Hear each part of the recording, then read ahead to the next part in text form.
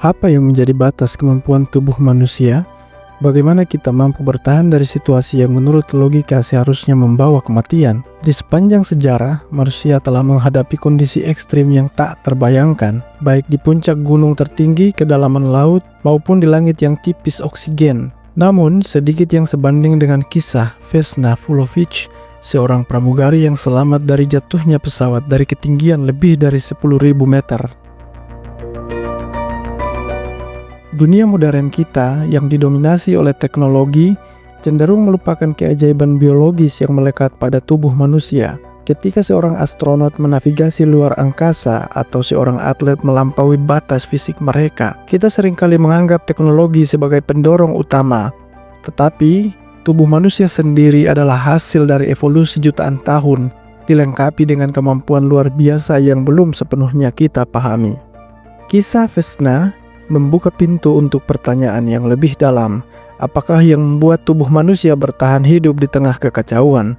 Apakah itu sekedar keberuntungan atau ada kekuatan tersembunyi dalam anatomi dan fisiologi kita? Pada 26 Januari 1972, Vesna Vulović, seorang pramugari berusia 22 tahun asal Yugoslavia, bertugas di penerbangan Jet 367. Pesawat itu sedang dalam perjalanan dari Copenhagen ke Belgrade ketika tiba-tiba meledak di udara. Para penyidik menduga ledakan disebabkan oleh bom yang ditempatkan oleh kelompok teroris. Ledakan itu memecah pesawat menjadi beberapa bagian di ketinggian lebih dari 10.000 meter. Sebagian besar penumpang langsung tewas karena dekompresi mendadak atau terlempar dari pesawat. Namun, Vesna yang berada di bagian ekor pesawat tetap terjebak di kursinya. Bagian ekor tersebut jatuh bebas dan menghantam pegunungan bersalju di Cekoslowakia. Statistik menunjukkan bahwa bertahan hidup di ketinggian seperti itu hampir mustahil. Di atas cruising altitude pesawat, tekanan udara sangat rendah sehingga tubuh manusia tidak dapat menyerap oksigen tanpa bantuan. Selain itu, kecepatan jatuh dari ketinggian tersebut biasanya cukup untuk menghancurkan tubuh manusia saat benturan. Namun, Vesna bertahan meskipun ia mengalami koma, beberapa tulang patah, kerusakan organ internal, dan kelumpuhan sementara. Kisah ini menjadi salah satu fenomena medis paling membingungkan dalam sejarah modern. Untuk memahami bagaimana tubuh manusia mampu bertahan dalam kondisi ekstrim seperti ini, kita perlu melihat kembali perjalanan evolusi Homo sapiens.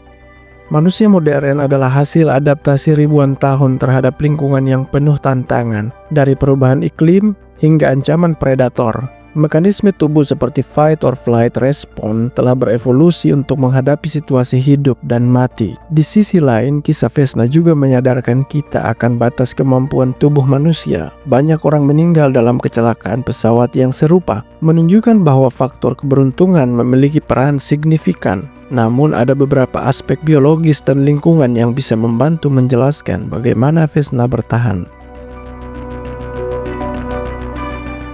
Para ahli mencatat beberapa faktor yang mungkin berkontribusi pada kelangsungan hidup Vesna. Ketika pesawat mengalami dekompresi mendadak, Vesna kemungkinan besar kehilangan kesadaran akibat kekurangan oksigen atau hipoksia. Kondisi ini justru mungkin melindungi tubuhnya dari cedera yang lebih parah karena organ-organ vital seperti otak dan jantung tidak bekerja dalam kapasitas penuh. Dengan kata lain, tubuhnya dimatikan sementara untuk mengurangi kerusakan. Kursi tempat Vesna duduk tetap terikat pada bagian ekor pesawat yang mungkin bertindak seperti kerangka pelindung. Posisi tubuhnya juga penting. Penelitian menunjukkan bahwa posisi tubuh tertentu dapat mengurangi dampak benturan keras. Lokasi jatuhnya pesawat, yakni di pegunungan bersalju, berperan besar. Salju tebal bertindak sebagai bantalan alami menyerap sebagian energi kinetik yang dihasilkan dari kecepatan jatuh yang luar biasa. Ketika tubuh manusia menghadapi trauma besar, ia secara otomatis memprioritaskan aliran darah ke organ vital seperti otak dan jantung. Proses ini disebut centralization of circulation. Tubuh Vesna mungkin juga memasuki kondisi serupa yang memungkinkan organ-organ utamanya bertahan meskipun ia mengalami luka serius. Namun yang tidak kalah menarik adalah bagaimana Vesna memulihkan diri.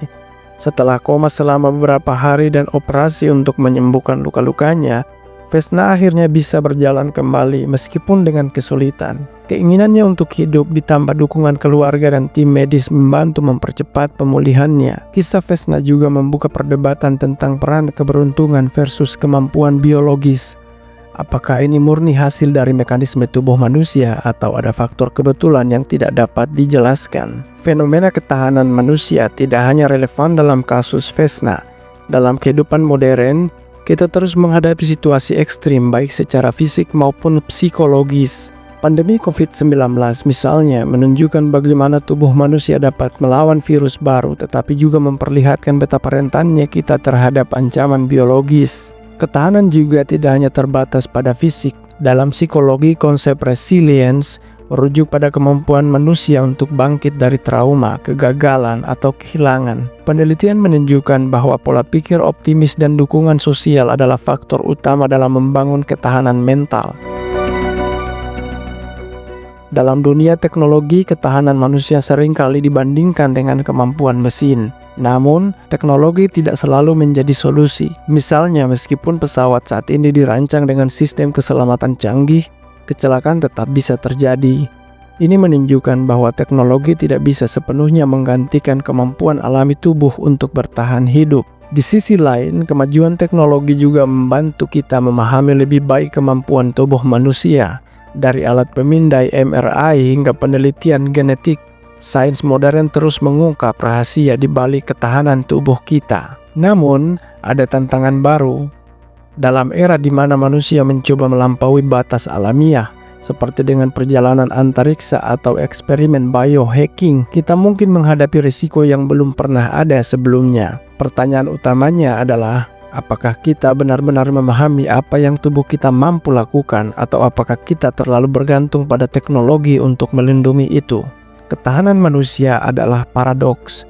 Di satu sisi, tubuh kita adalah salah satu karya paling rapuh di alam semesta. Tulang bisa patah, kulit bisa robek, dan organ bisa gagal dalam sekejap. Di sisi lain, tubuh manusia adalah hasil dari jutaan tahun evolusi, dilengkapi dengan mekanisme bertahan hidup yang luar biasa. Kisah Vesna Vulović tidak hanya menjadi bukti kemampuan luar biasa tubuh manusia, tetapi juga menjadi simbol keberanian, keberuntungan, dan semangat hidup. Itu mengingatkan kita bahwa meskipun teknologi terus berkembang, kita masih terus harus menghargai potensi alami tubuh kita. Namun, pertanyaan besar tetap ada. Sejauh mana kita dapat memahami batas-batas kita sendiri? Apakah kisah Vesna adalah contoh ekstrim dari kemampuan manusia, atau hanya awal dari apa yang bisa kita pelajari tentang diri kita sendiri? Di masa depan, tantangan yang lebih besar menanti kita, dari eksplorasi ruang angkasa hingga menghadapi perubahan iklim.